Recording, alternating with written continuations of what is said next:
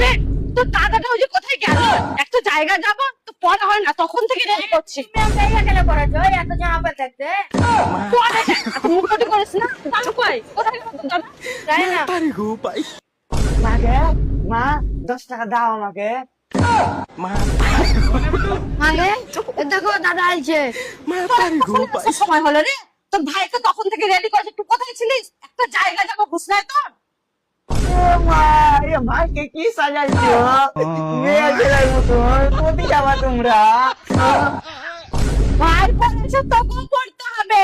তোর বাপ তো ঘুরাতে নিয়ে গেল না, সরকার মহিলাদের জন্য বাস ফ্রি করেছে, তাই দীঘা যাব আর তোদেরকে মেয়ে সাজিয়ে উঠাবো। আর শোন, বাসে চুপচাপ বসে থাকবি আর এই অন্যটা মাথায় নিয়ে থাকবি আর লেগ সাইডে পড়।